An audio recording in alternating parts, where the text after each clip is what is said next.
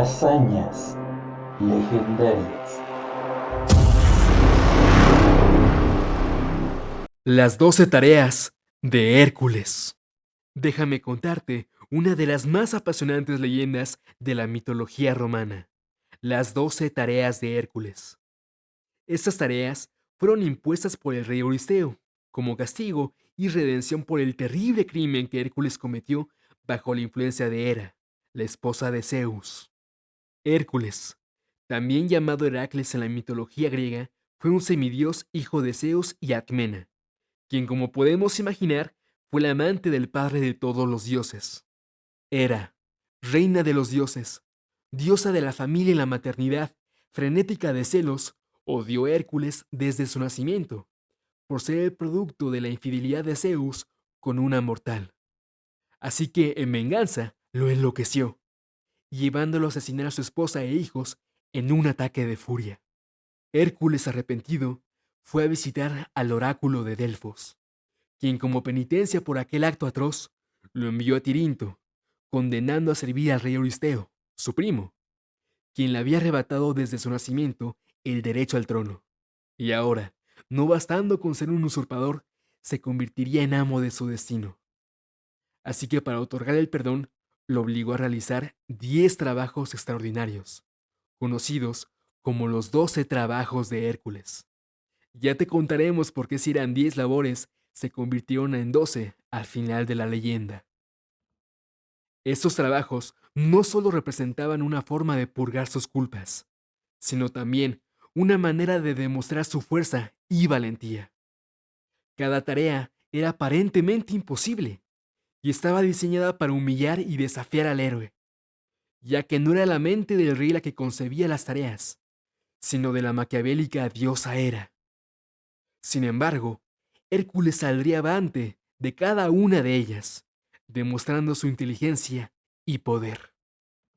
El primero de estos retos casi imposibles fue el león de Nemea.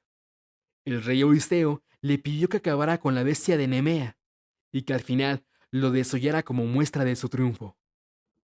Hércules creyó que no era una tarea tan compleja, pues ya había acabado en su juventud con el león de Citirón.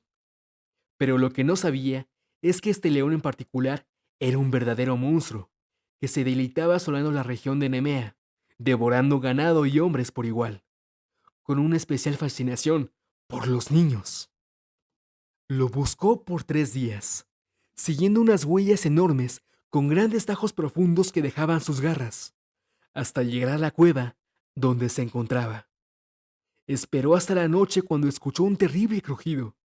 Al acercarse, observó que aquella enorme bestia devoraba una presa, haciendo añicos sus huesos como si de así se tratara.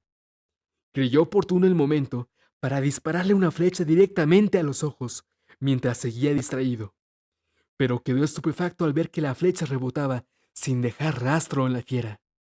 Lo intentó una y otra vez sin tener suerte alguna, pues todos los proyectiles salían despedidos sin hacerle ni un rasguño.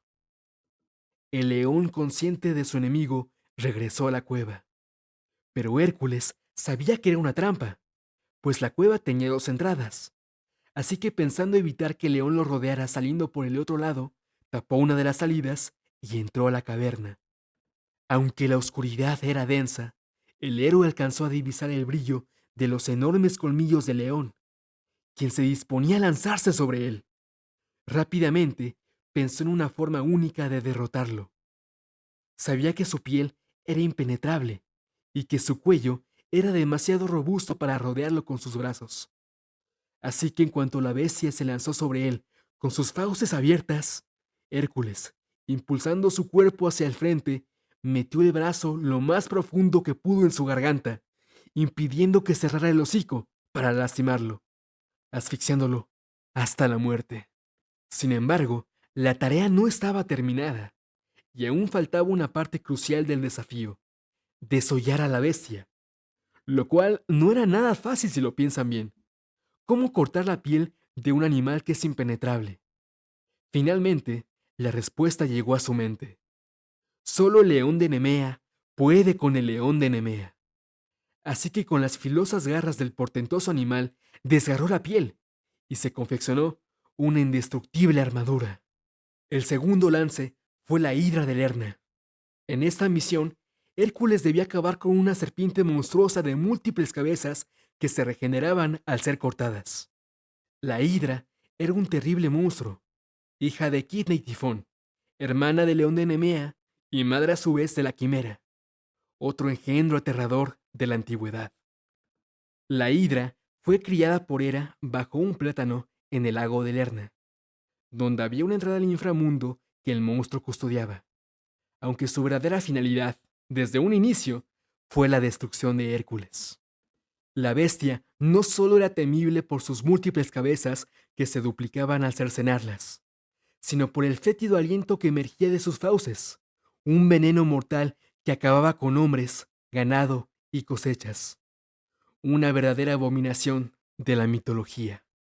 Así que el héroe, al conocer el peligro que la hidra representaba, y sabiendo que no podía vencerla, desangrándola al cortar sus cabezas, ya que se regeneraban, con la ayuda de su sobrino Iolaus, después de cubrirse bien boca y nariz con un pedazo de manta, cauterizó los cuellos de cada cabeza para evitar que volvieran a crecer. Para ello, envió a su sobrino a prender fuego a un bosque vecino, y de ahí recolectar los carbones ardiendo. Mientras tanto, Hércules hería las cabezas con flechas encendidas para finalmente cortarlas y quemarlas con las brasas al rojo vivo. Sin embargo, la cabeza del centro representaba un mayor problema, pues se decía, era inmortal. Así que el héroe, tras cortarla, decidió enterrarla y colocar encima una gran roca, lo cual funcionó, y por ende, jamás volvió a resurgir de la tierra. Al término de la empresa, remojó la punta de sus flechas en la sangre de la hidra, forjándolas como armas venenosas y letales. Para cerrar este punto, habremos de recordar que en esta hazaña, Hércules recurrió a la ayuda de su sobrino Iolaus, situación que ofendió al rey Euristeo y a la irascible Hera, pues consideraron un fraude el no haber concluido la tarea por sí solo, por lo que negaron el éxito de la proeza y le invalidaron. Por lo tanto, esta se convirtió en una tarea más con las que al final cumplió el semidios. El tercer desafío fue la sierva de Cerinea. Al comienzo de esa tarea, Hércules seguía muy molesto, pues como recordarán, Euristeo no había contabilizado su anterior proeza, así que de mala gana comenzó a escalar el monte Cirinea.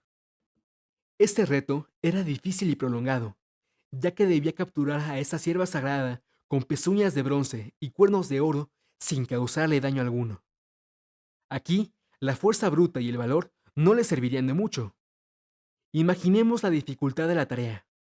La sierva había sido consagrada a Artemisa, la diosa de los bosques, quien al encontrar a 5 de estos espléndidos animales había decidido cazarlos, pues tan majestuosos venados eran dignos de tirar del carro de una diosa. Pero solo logró capturar a 4 y al quinto, la sierva en cuestión, le fue imposible cogerlo, por lo que dejó que fuera libre y feliz bajo su protección.